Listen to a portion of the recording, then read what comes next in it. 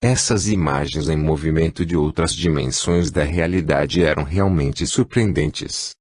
Outras vezes, a máquina fotográfica deixada em cima da mesa começava a mover-se na total escuridão da sala, podendo-se acompanhar essa movimentação pelos sons da máquina sendo acionada. Ao final da sessão, quando iam verificar o filme na certeza de nada encontrarem, já que para uma fotografia é necessário haver claridade, surpreendiam-se com a grande quantidade de fotos, rostos os mais diversos, outras estranhíssimas, que haviam sido tiradas. Certa vez, os espíritos informaram que determinada foto era de um senhor falecido há alguns anos, e deram nome e endereço. Os pesquisadores foram investigar e encontraram a filha do falecido que reconheceu o pai na foto, ficando muito emocionada, como seria de se esperar. Com o passar do tempo e o fascinante progresso dos mais diversos experimentos, o grupo resolveu publicá-los em livro, tendo em vista a importância de um público mais amplo tomar conhecimento do experimento de Scully, já que tinha implicações de longo alcance para todos, entendendo que isso poderia mudar a forma como vemos coletivamente a natureza da própria vida. E não se esqueceram de recomendar aos leitores para suspenderem todos os preconceitos durante essa leitura. Consultados os espíritos, eles consideraram que a hora era realmente certa para trazer essas informações a lume. O Scully Experiment tornou-se amplamente considerado como a mais importante investigação científica de evidências de vida após a morte. Cientistas altamente qualificados e objetivos, e toda uma gama de outras pessoas que participaram das sessões do Scully Group, com experimentos que duraram 5 anos, e 500 sessões, num total de 1000 horas, em vários locais em diversos países, saíram convencidos de que invisíveis inteligências desencarnadas, espíritos, estavam fazendo contato direto com os presentes. Portanto, é compreensível que a primeira edição desse livro, publicado no Reino Unido em 1999, com o título The Scully Experiment, Scientific Evidence for Life After Death, tenha gerado uma grande discussão na mídia nacional e local. Numerosos programas de rádio e televisão publicaram a história. Os jornais nacionais dedicaram extensos centímetros de coluna. O Times colocou The Scully Experiment na primeira página de sua revista de domingo e o Daily Mail publicou o livro em suas páginas centrais durante vários dias.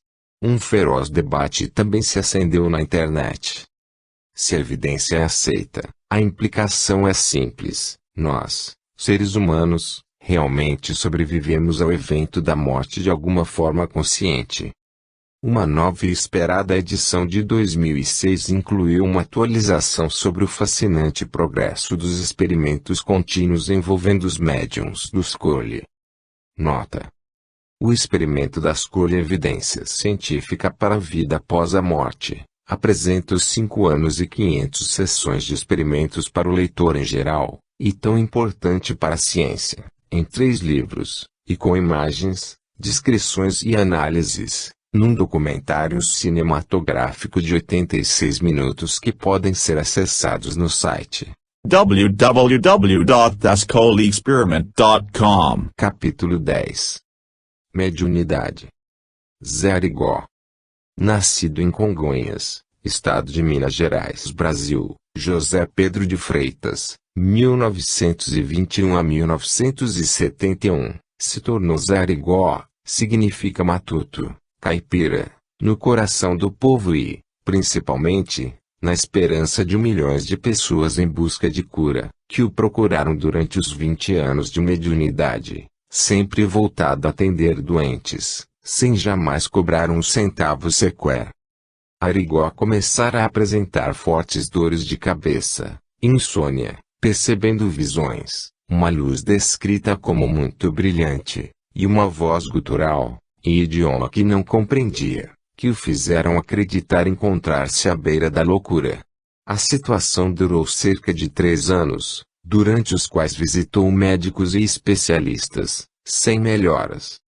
De acordo com seus biógrafos, Certo dia em um sonho nítido a voz que o atormentava foi percebida por ele como pertencendo a um personagem robusto e calvo, vestido com roupas antigas e um avental branco, supervisionando uma equipe de médicos e enfermeiros em uma grande sala cirúrgica, em torno de um paciente.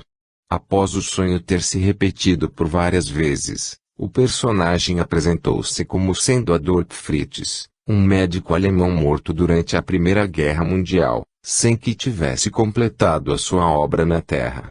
Embora não pudesse compreender o idioma, compreendeu a mensagem que o personagem lhe dirigia. Ele fora escolhido como médium pelo Dr. Fritz para realizar essa obra. Outros espíritos de médicos e de enfermeiros os auxiliariam. De acordo com os seus biógrafos, Arigó acordou desse sonho tão assustado que saiu correndo, aos gritos, ganhando a rua. Parentes e amigos trouxeram-no de volta ao lar, onde chorou copiosamente. Procurados, os médicos procederam a exames clínicos e psicológicos, sem encontrar nada de anormal, embora as dores de cabeça e os pesadelos continuassem. Até mesmo o padre da cidade tentou auxiliar, efetuando algumas sessões de exorcismo, sem sucesso. Desesperado, sem encontrar solução, resolveu atender, como experiência, aos pedidos feitos em sonho pelo médico alemão.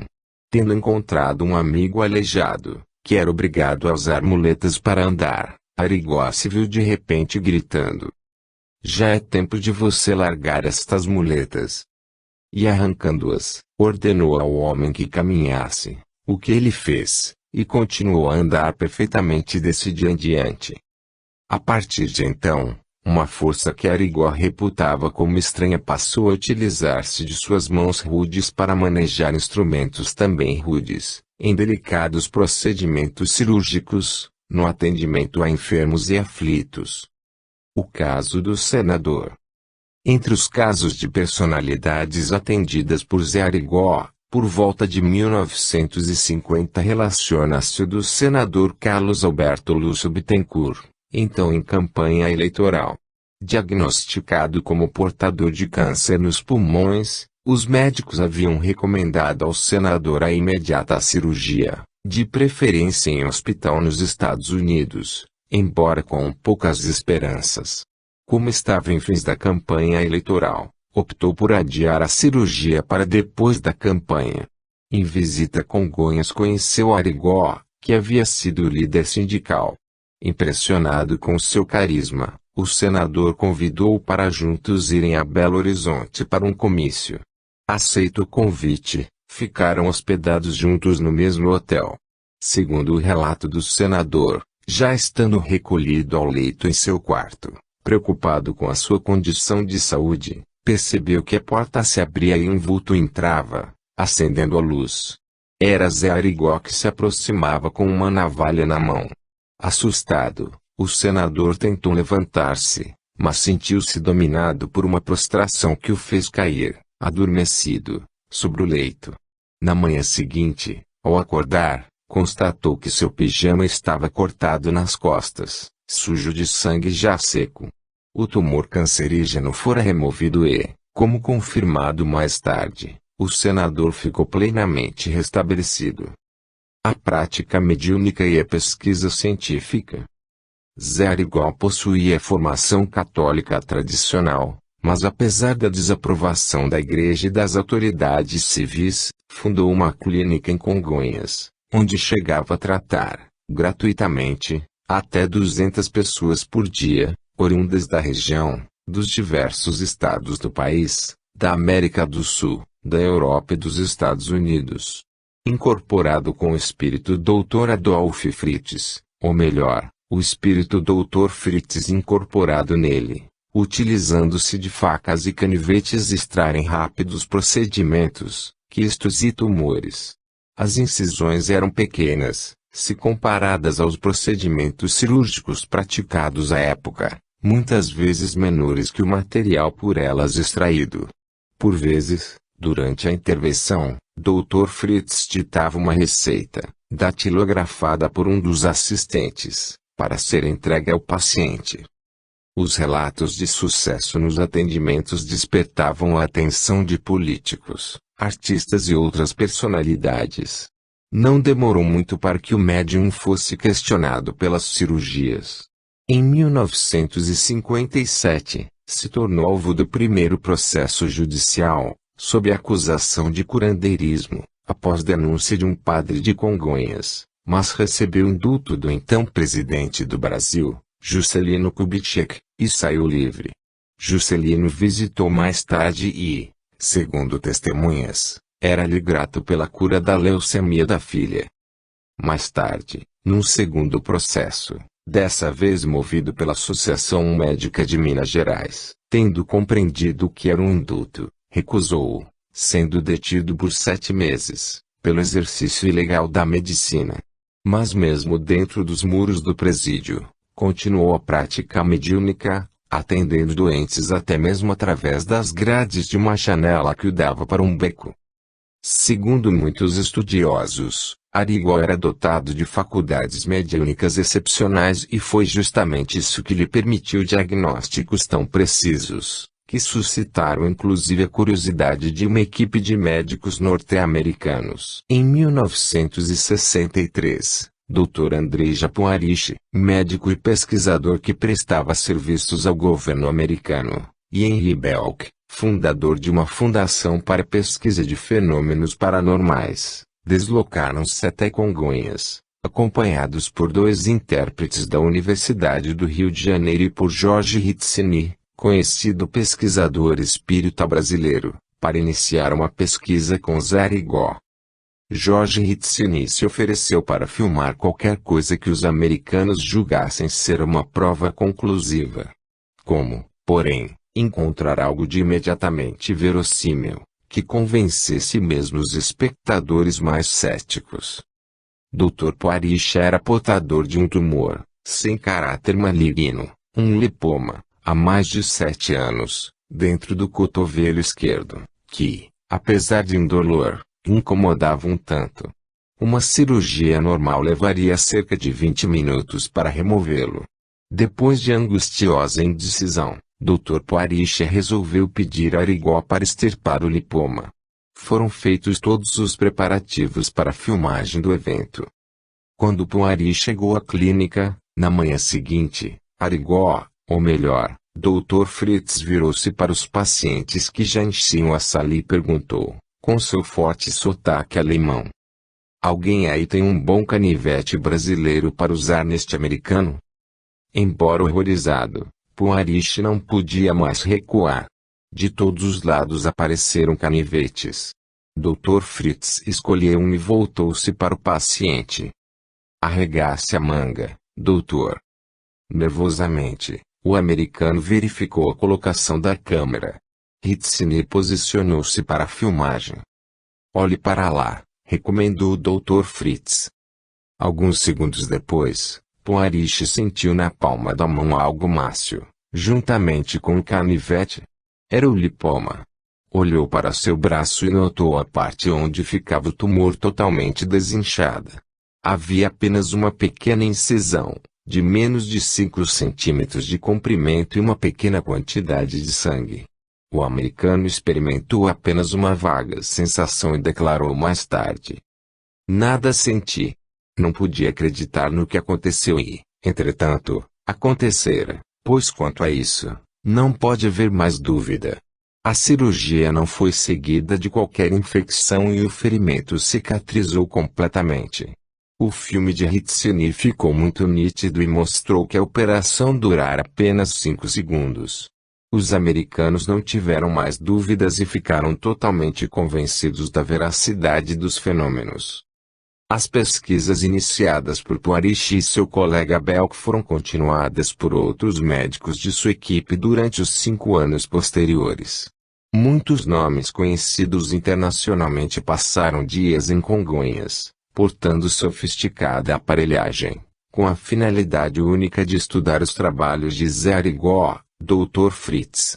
Cientificamente não conseguiram muito, mas provaram que a medicina praticada por aquele médium não comportava ilusionismo ou feitiçarias. Não souberam desvendar como, mas concordaram que os diagnósticos e as operações realizadas eram de alta precisão e eficiência.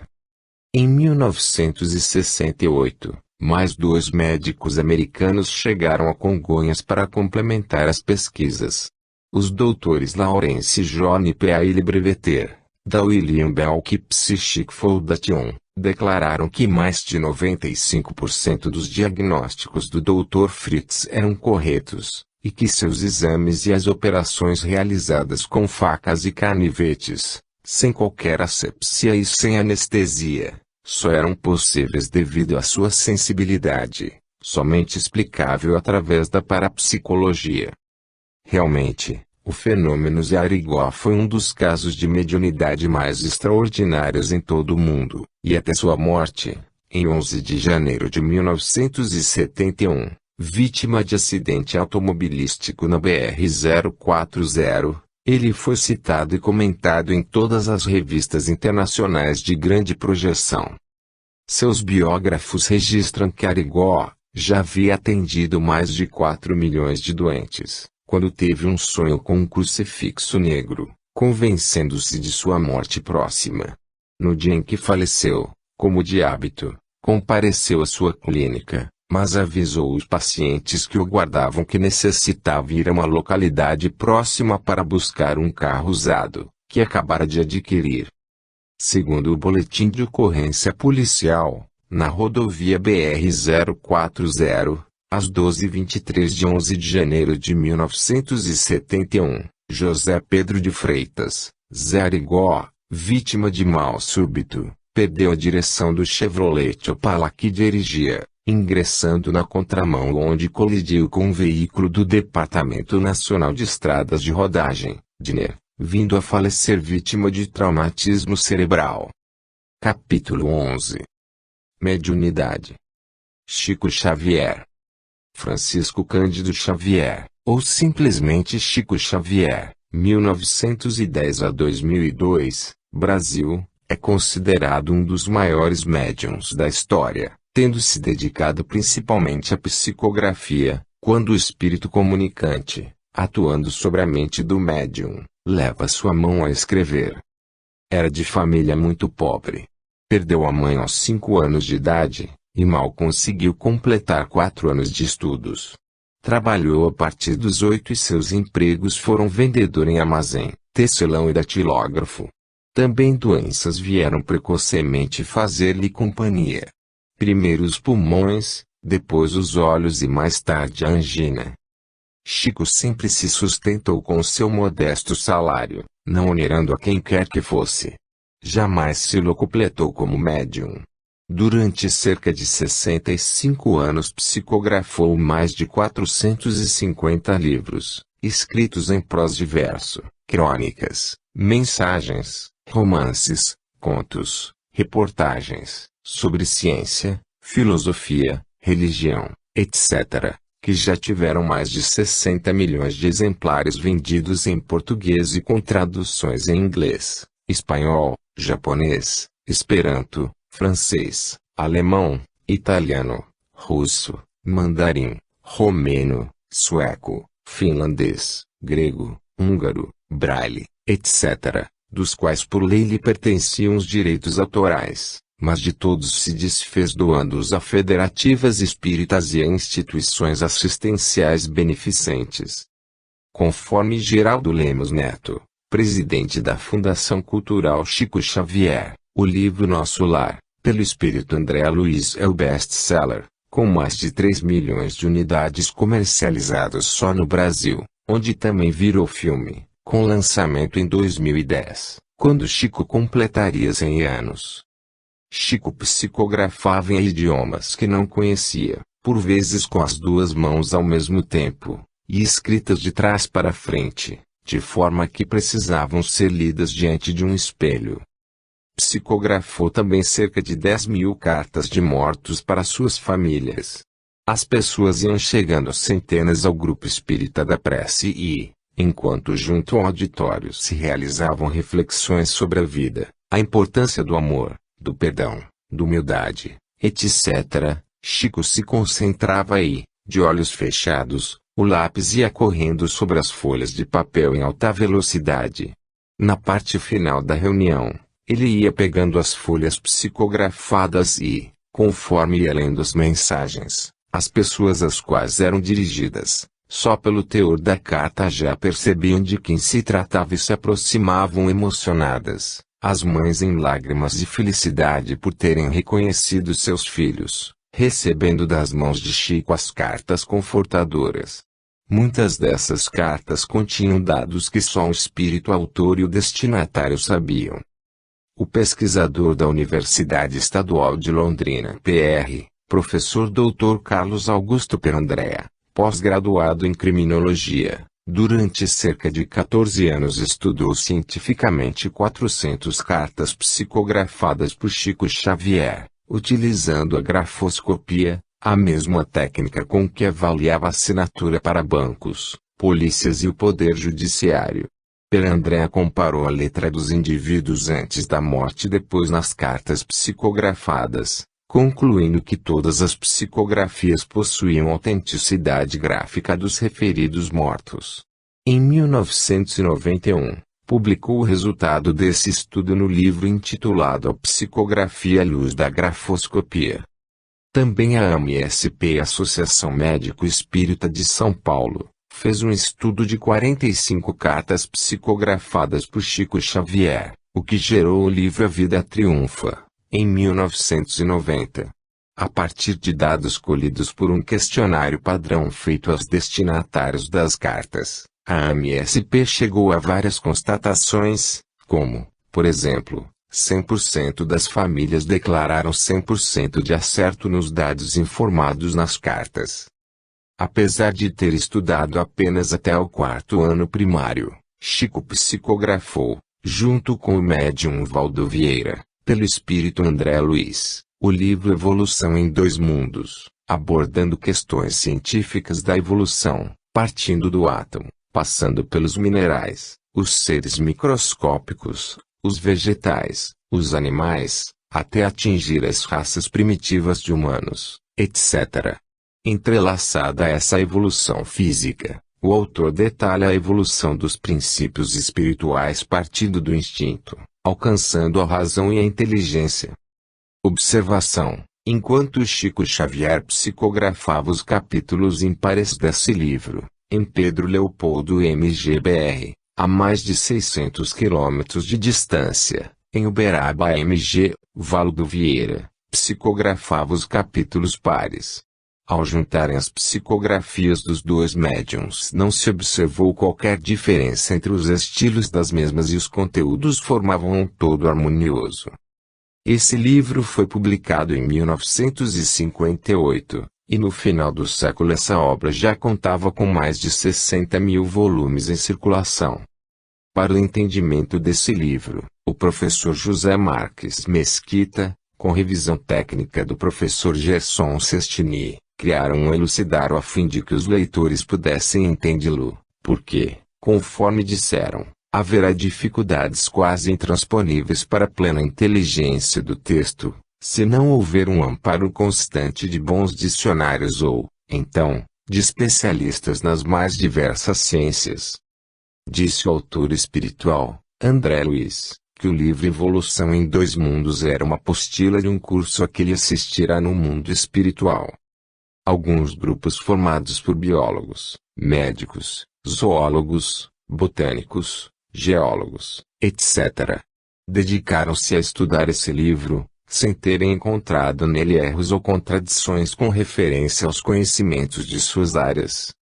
Sobre como se sentia durante as psicografias, Chico explicou: a sensação que sempre senti, ao escrevê-las, referindo-se a poesias recebidas mediunicamente, era de que vigorosa mão impulsionava a minha. Doutras vezes, parecia-me ter em frente um volume material, onde eu as lia e copiava, e, doutras, que alguém mas ditava aos ouvidos, experimentado sempre no braço, ao psicografá-las, a sensação de fluidos elétricos que o envolvessem, acontecendo o mesmo com o cérebro, que se me afigurava invadido por incalculável número de vibrações indefiníveis. Certas vezes, Esse estado atingia o auge, e o interessante é que parecia-me haver ficado sem o corpo, não sentindo, por momentos, as menores impressões físicas. É o que experimento, fisicamente, quanto ao fenômeno que se produz frequentemente comigo. Ao longo de sua vida, Chico Xavier recebeu o título de cidadão honorário de mais de 100 cidades brasileiras, inclusive as principais. Foi considerado como o maior líder espiritual do Brasil. Em 1981 e 1982, foi indicado ao Prêmio Nobel da Paz, tendo havido uma mobilização de cerca de 2 milhões de pessoas que deram suas assinaturas no Brasil e em organizações de 29 países pedindo o Nobel da Paz para ele. Em 1999 o governo do estado de Minas Gerais instituiu a Comenda da Paz Chico Xavier, e em 2012 foi eleito o maior brasileiro de todos os tempos num concurso realizado pela Rede Nacional de TV SBT, cujo objetivo foi eleger aquele que fez mais pela nação, que se destacou pelo seu legado à sociedade, tendo recebido 71,4% dos votos, vencendo Santos Dumont e Princesa Isabel.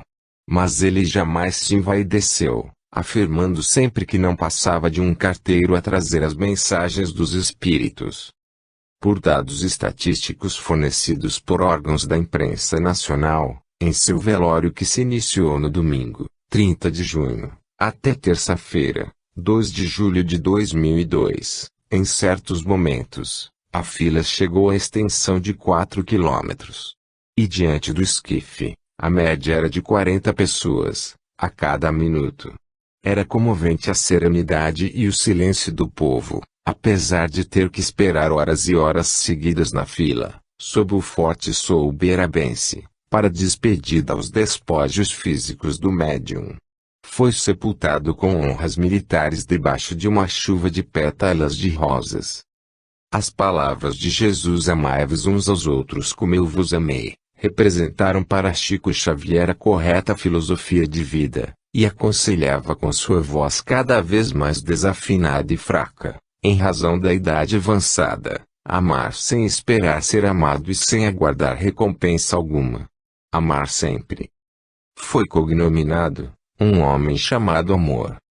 Algumas de suas frases. Fico triste quando alguém me ofende, mas, com certeza, eu ficaria mais triste se fosse o ofensor. Magoar alguém é terrível. Deus nos concede, a cada dia, uma página de vida nova no livro do tempo. Aquilo que colocarmos nela, corre por nossa conta. Embora ninguém possa voltar atrás e fazer um novo começo, qualquer um pode começar agora e fazer um novo fim. Pergunta: por que o Espiritismo se desenvolveu no Brasil com tanta intensidade? Resp. Pessoas desinformadas dizem que esse desenvolvimento começou porque o Brasil era um país subdesenvolvido e o Espiritismo uma doutrina de misticismo, etc. Esse é um grande equívoco. Vejamos o resultado do último censo realizado pelo IBGE, Instituto Brasileiro de Geografia e Estatística, em 2010, sobre as religiões seguidas pelos brasileiros, que indica uma importante diferença dos espíritas para os demais grupos religiosos. Segundo a pesquisa, os adeptos do espiritismo possuem as maiores proporções de pessoas com nível superior completo, 31,5%, e taxa de alfabetização, 98,6%, além das menores percentagens de indivíduos sem instrução, 1,8%. E com ensino fundamental incompleto, 15,0%.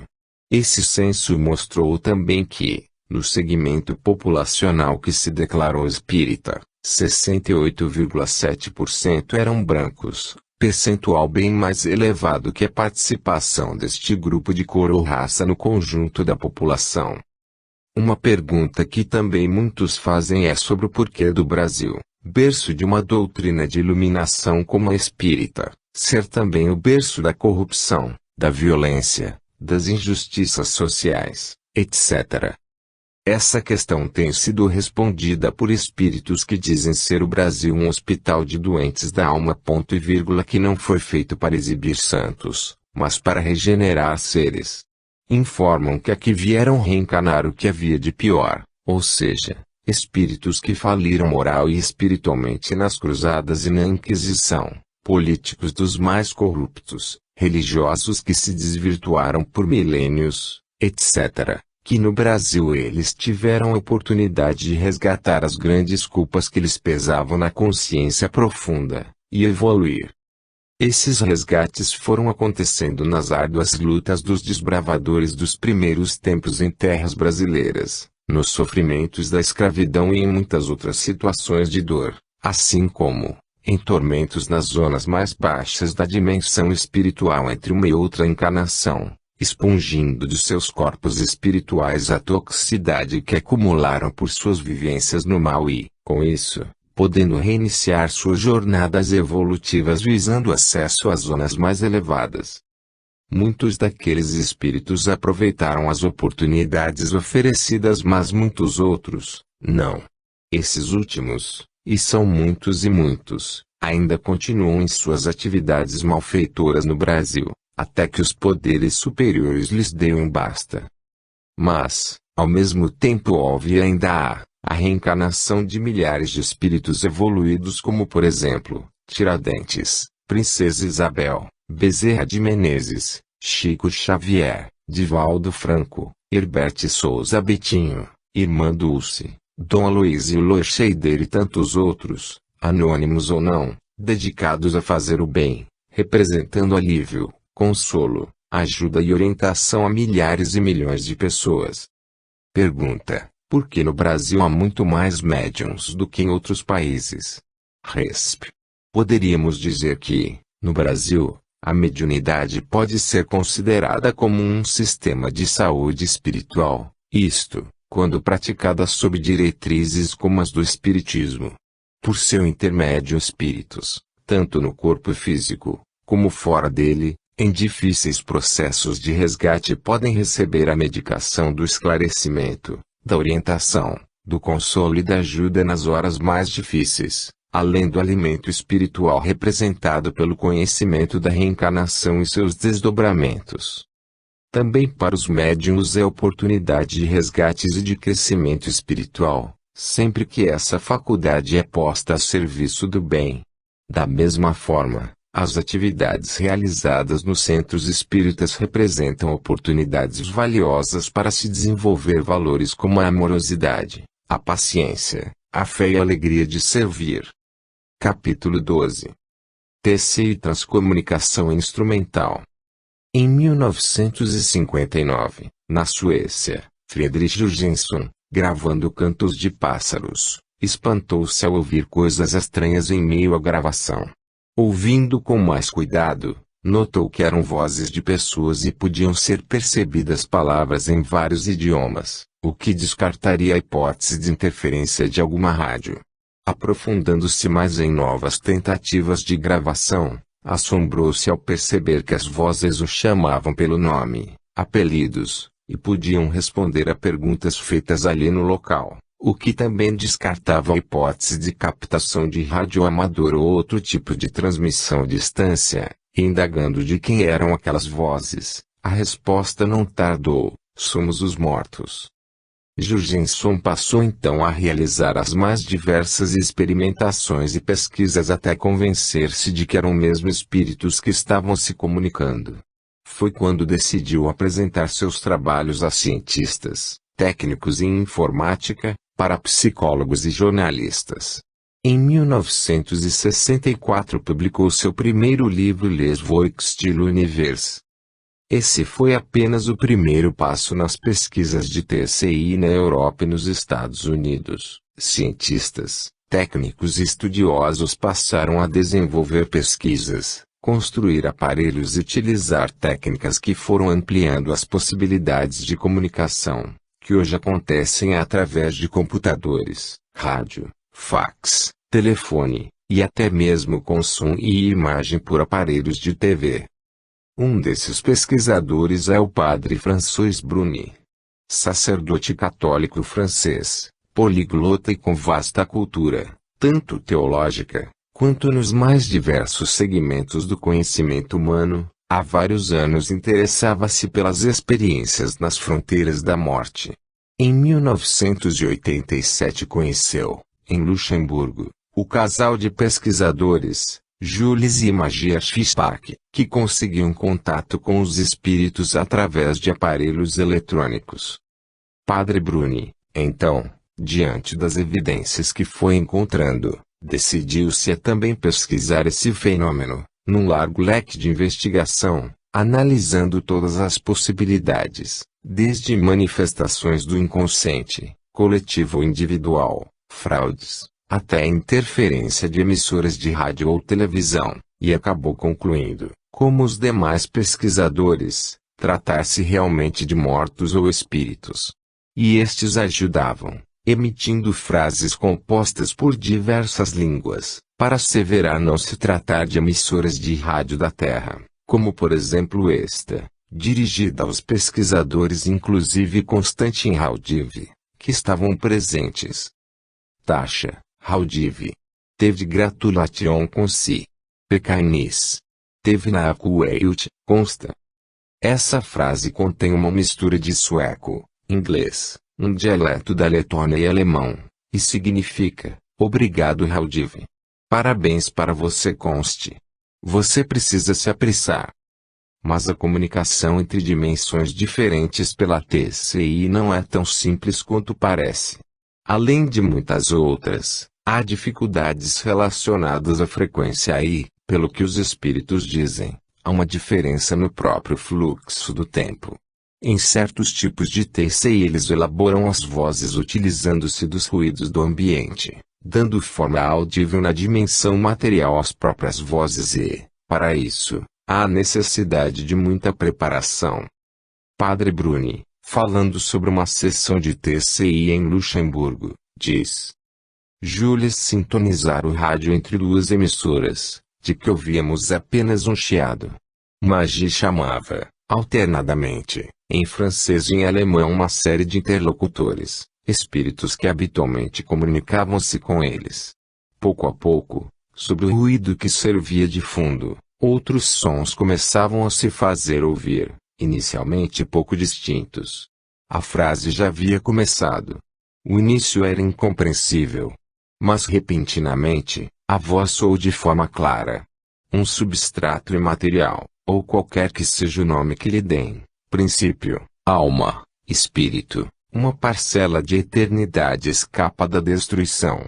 A infelicidade, hoje, é que as pessoas têm medo da morte.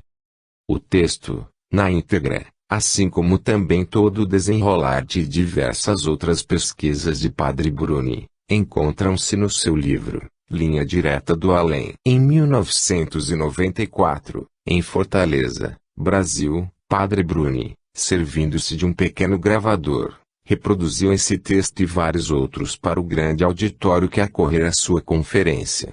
A voz do espírito, falando em francês, estava perfeitamente audível e ali, naquele momento, com aquelas palavras vindas do além através de um aparelho de rádio, apresentadas por um sacerdote católico carregado de títulos e altamente respeitado no seio da sua igreja, firmava-se a convicção de que somos viajores da eternidade, que a vida não morre, e que os nossos entes mais caros que partiram para a grande viagem não se finaram, mas estão vivos em outras dimensões de vida, e até podem comunicar-se conosco.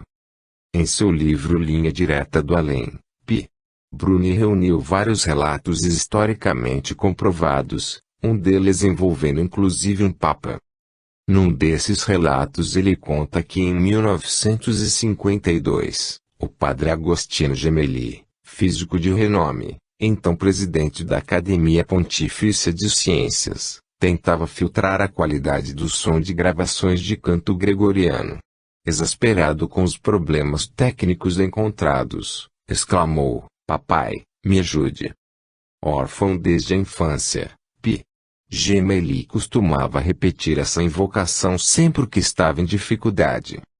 Quando foi escutar a fita, em vez da gravação do canto, apareceu a voz de seu pai que lhe dizia: Mas é claro que vou te ajudar, Zucconi, eu estou sempre perto de você. Zucconi era o apelido que seu pai lhe dera quando criança.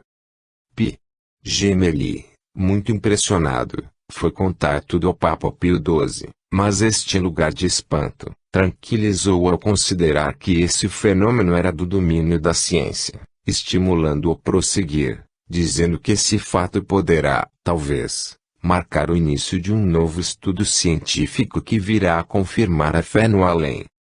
Em outra ocasião, o Papa João Paulo II, perante mais de 20.000 pessoas, na Basílica de São Pedro, em 2 de novembro de 1983, disse: "O diálogo com os mortos não deve ser interrompido, pois, na realidade, a vida não está limitada pelos horizontes do mundo. Mas não é fácil acordar os vivos para a realidade da vida espiritual", diz P. Bruni. E lembramos o quanto a própria Igreja mantém um silêncio sepulcral a respeito de fenômenos insólitos ocorridos em seu seio. As pesquisas sobre TCI têm despertado a atenção de vários meios científicos, e grande parte dos que as realizam em condições laboratoriais são da área da física, engenharia eletrônica e especialistas em processamento de sinais, com suporte da matemática. Também há núcleos de TCI que se ocupam em atender pedidos, principalmente de mães que perderam filhos e buscam desesperadamente contato com eles. É verdade que em todos os terrenos sempre há fraudadores e pode haver enganos, mas quando muitos pesquisadores sérios se ocupam em investigar um fato, afirmando sua veracidade, e quando ele nos toca com os dedos da esperança, só nos cabe dizer: graças a Deus. Quanto ao padre François Bruni, encerrando seu livro Linha Direta do Além, afirma: "Estou verdadeiramente convencido de que, com a transcomunicação instrumental, dispomos de novos meios, fantásticos, que nos garantem nossa sobrevivência após a morte." No livro Os Mortos Nos Falam, lamenta: "O mais escandaloso é o silêncio, o desdém, até mesmo a censura exercida pela ciência e pela Igreja a respeito da descoberta inconteste mais extraordinária de nosso tempo. O após-vida existe e nós podemos nos comunicar com aqueles que chamamos de mortos." A pesquisadora brasileira, Sonia Rinaldi, autora de vários livros, foi quem traçou, no Brasil, o primeiro projeto de cunho científico que busca comprovar a realidade da sobrevivência após a morte física, tendo como base a TCI. Esse projeto conta atualmente com mais de 1.000 experimentadores e, conforme afirmam, os resultados obtidos em áudio representam um dos melhores do mundo, tendo chegado à recepção de diálogos longos e de alta qualidade, surpreendendo a todos, a começar pelos cientistas que participaram dos estudos, vindo a desaguar em revelações inesperadas. Sonia é fundadora da Associação Nacional de Transcomunicadores, no Brasil, e em 1997 fundou, junto com pesquisadores mundialmente reconhecidos, o Gate Global Association of Instrumental Transcommunication, com sede nos Estados Unidos.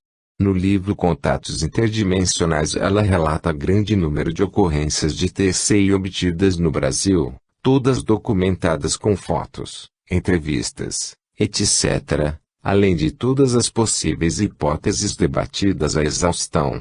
Também acompanha o livro 1400 com vozes paranormais de casos relatados.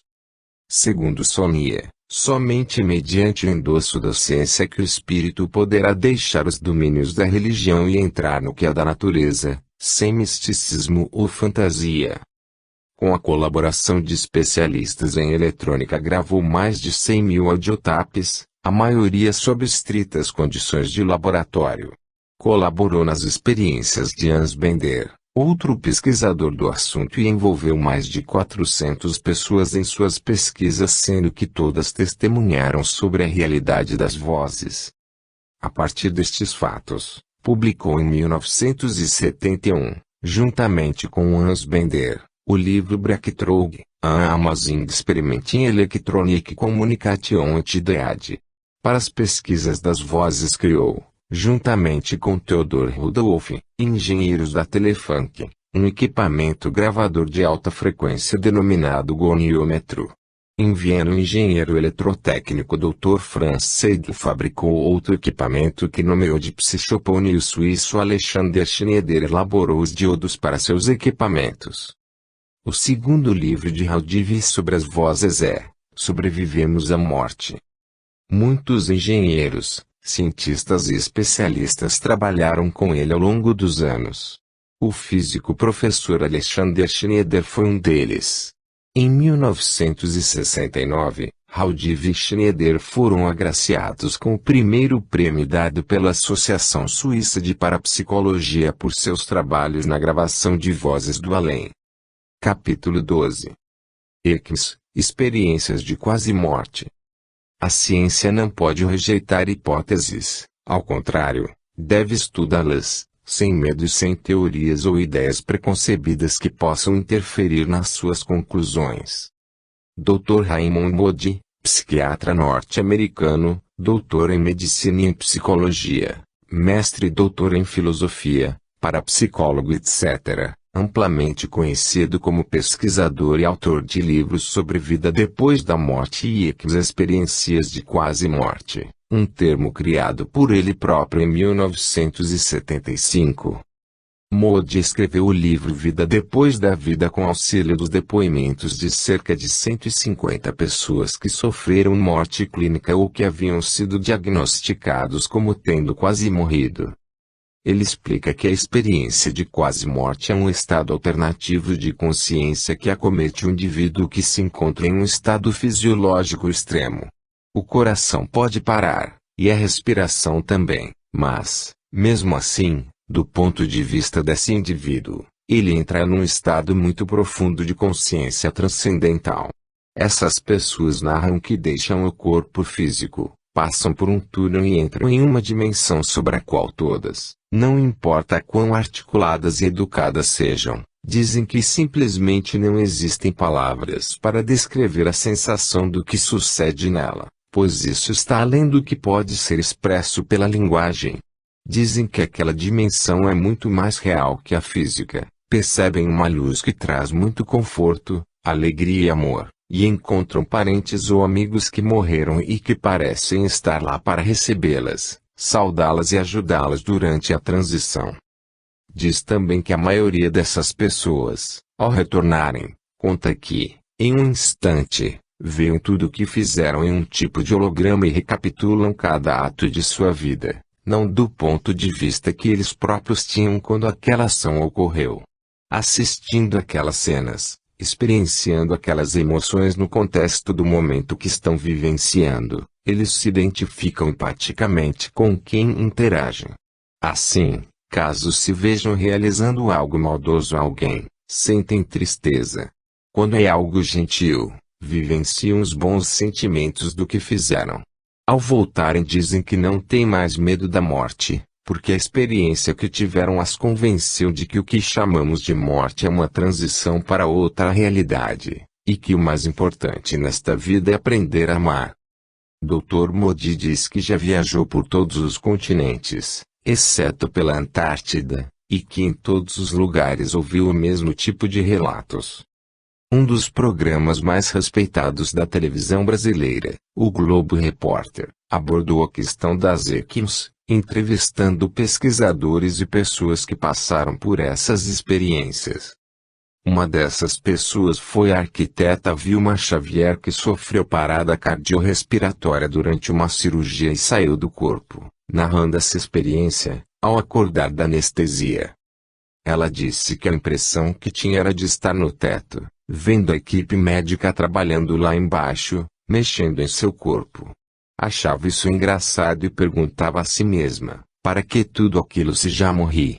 E eles diziam que estavam me perdendo, que não iam conseguir me trazer de volta.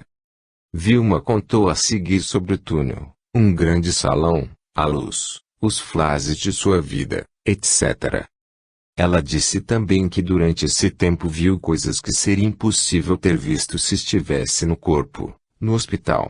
Viu, por exemplo, sua mãe entrar pela primeira vez numa igreja, ajoelhar-se aos pés da imagem de Nossa Senhora dos Homens Pretos e pedir-lhe por tudo que era mais sagrado, que, se ela realmente existisse, Se Deus existisse, que não levassem sua filha. A mãe dela nunca tinha entrado numa igreja, pois ninguém da família tinha religião. Para eles a morte era o fim, não havia mais nada, mas confirmou tudo que a filha tinha visto durante a EQM. Um dos pesquisadores entrevistados pela reportagem fez algumas considerações interessantes. Disse que os detalhes sempre repetidos de flutuar sobre o corpo, o túnel, a luz, a volta etc.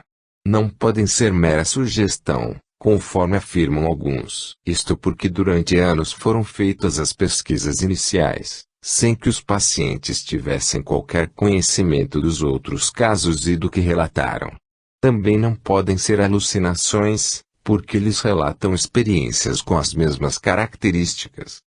Pesquisas relacionadas ao conhecimento espiritual geralmente acabam desinteressando a maioria dos cientistas, pela dificuldade e muitas vezes impossibilidade de poderem ser repetidas em laboratório nas mais diversas condições. Cabe, no entanto, para melhor entendimento, registrar aqui o que disse o cientista e cosmólogo português, professor Dr. Luiz de Almeida, numa palestra proferida em 2009 a cientistas, professores e alunos da Universidade de Cambridge, com o tema "O que é Espiritismo? E o que não é Espiritismo?", numa abordagem que permitiu um constante paralelismo entre espiritismo e ciência nos domínios da astrofísica e da cosmologia. A cosmologia era uma ciência única, na qual só pode haver observações, e não experiências. Tente-se retirar uma amostra do tecido do universo, ou arrancar um pedaço do Sol, para colocar numa lamela e levar ao microscópio. Não se precisa observar buracos negros, estrelas nos confins do universo ou matéria escura para saber que existem. De forma semelhante, não é necessário visualizar espíritos e medir sua influenciação para sabermos de sua existência. Há também aqueles cientistas que, devido a ideias preconcebidas, ou vendo nos fenômenos espirituais meras superstições ou coisas de gente ignorante, perdem a oportunidade de examinar todas as hipóteses e possibilidades, analisá-las e examiná-las com a real intenção de encontrar a verdade. Nessa reportagem do Globo Repórter, alguns cientistas, sem nunca terem se debruçado sobre o estudo do fenômeno das EQMs, também emitiram suas opiniões, dizendo que elas nada mais são do que alucinações provocadas por anestésicos, estimulação do lobo temporal que poderia provocar sensações parecidas com as descritas, numa eclosão de memórias ali guardadas, produzir noções estranhas de espaço, como se este fosse bem mais amplo e a pessoa estivesse vendo a si mesma numa perspectiva maior do que os olhos poderiam ver. Mas qualquer observador com um mínimo de bom senso perceberia logo que tais explicações de modo algum poderiam representar uma possível verdade científica. Elas só poderiam dar visos de realidade a alguns dos mínimos aspectos das EQMs. Será que uma alucinação seria capaz de ir a determinado lugar, às vezes em outro estado e até mesmo em outro país distante, para observar algo e depois vir contar pelos lábios do alucinado o que vira por lá? Nas pesquisas relacionadas às saídas do corpo físico ocorre esse tipo de fatos, quando o pesquisado, em desdobramento de seu corpo espiritual, vai a determinado lugar, vê pessoas, ocorrências, ouve conversas e retorna contando o que viu e ouviu.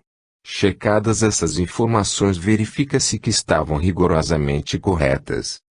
Mas infelizmente, desde a codificação do Espiritismo por Allan Kardec, nos meados do século XIX, vem ocorrendo forte rejeição a essas ideias. Por quê? Porque há tanta insistência em não se aceitar sequer a possibilidade de qualquer hipótese que não seja materialista. Isto acontece porque mudanças de paradigmas são sempre difíceis. É natural que o ser humano prefira ficar numa zona de conforto, onde tudo é conhecido, e quando vem alguma ideia nova, sente que precisa defender-se e geralmente o faz usando ironia, a ridicularização, etc. Não quer sair do confortável caminho do meio para devassar outros horizontes. Isto sempre ocorreu ao longo da história. Quantos e quantos trouxeram novos conhecimentos, mas foram rejeitados e até martirizados pelo status quo. Imagine-se o formidável impacto a ocorrer no universo da própria ciência, quando ela adotar conceitos como a reencarnação, a lei de ação e reação ao karma, a existência dos espíritos e da dimensão espiritual, a influência exercida pelos espíritos sobre as pessoas e a possibilidade deles se comunicarem conosco, etc. Isto certamente vai acontecer mais cedo ou mais tarde, por força das próprias pesquisas que vêm interessando cada vez maior número de cientistas e pesquisadores. Capítulo 14. Pesquisadores da imortalidade. Inglaterra e Estados Unidos. The Skull Experiment. O grande experimento de Scully, que durou 5 anos, com 500 sessões, num total de 1000 horas, foi realizado por um grupo de cientistas, pesquisadores e técnicos altamente qualificados, além de inúmeras outras pessoas. Eles eram não religiosos e não sectários. Vê capítulo 09. Dr. Robert Krocal, autoridade mundial em experiências fora do corpo, afirmando a existência dos corpos espiritual e etérico. A partir de 1952, começou a coletar registros de experiências extracorpóreas das pessoas, acumulando vários milhares de registros. Publicou quase 20 livros sobre isso e assuntos relacionados. Ian Stevenson, professor da Universidade da Virgínia, pesquisador mundialmente conhecido no campo da reencarnação, e autor, dentre outros, de 20 Cases Suggestive of Reincarnation and Biology. Cornwell Fleetwood Valley, engenheiro notável, descobridor do condensador elétrico, membro da Sociedade Real de Londres, responsável pela comunicação por meio de cabos submarinos entre os continentes. Responsável pela construção dos aparelhos científicos que serviam a Sir William Crookes em suas pesquisas psíquicas. Sir William Crookes, físico e químico famoso, descobridor do talho e da matéria radiante, membro do Fellowship Royal Society, FRS, um título honorífico concedido a cientistas notáveis, pesquisou, dentre outras, as materializações de Kat King, narrando detalhadamente essas pesquisas no livro Researches in the Phenomena of Spiritualism. Sir William Fletcher Barrett, professor de física do Royal College of Science for Dublin, membro da Real Sociedade de Londres, fundador da Society for Physical Research. Publicou 3 obras sobre pesquisas psíquicas, entre elas Nos Umbrais do Invisível. Sir Oliver Lodge, doutor em ciências, professor de física da Universidade de Londres, professor catedrático de física da Universidade de Liverpool, reitor da Universidade de Birmingham, membro da Academia Real de Londres, presidente da Associação Britânica de Cientistas e da Sociedade de Física, bem como da Sociedade de Pesquisas Psíquicas. Escreveu 30 obras, das quais 14 são de fundo espírita, destacando-se Why I Believe in Personal Immortality, The Reality of Spiritual World and Raymond, or Life and Death. James Hervey Slope, professor de Lógica e Ética da Universidade de Colômbia, em Nova York. Escreveu 6 obras e entre elas A Ciência e a Vida Futura. Robert Darwin, estadista, congressista, membro da Convenção Constitucional da Indiana, ministro no estrangeiro. Publicou 3 livros, sendo um deles The Debatable Land Between This World and the Next. Região em Litígio entre Dois Mundos. George Sexton, professor, profundo adversário das ideias não físicas, mudando sua maneira de pensar após 15 anos de pesquisas, publicou 3 livros em defesa destas ideias. W. J. Crawford, doutor em ciências, professor de mecânica aplicada do Instituto Técnico e da Universidade de Belfast. Autor de 6 livros, sendo o mais conhecido, Mecânica Psíquica. Frederick W. Myers, professor da Universidade de Cambridge. Publicou A Personalidade Humana e foi coautor de Fantasmas dos Vivos. Frank Podimori, professor da Universidade de Cambridge. Autor de Modern Spiritualism e foi coautor de Fantasmas dos Vivos. Doutora Barbara Ann Brennan, cientista pesquisadora da NASA, mestrada em Física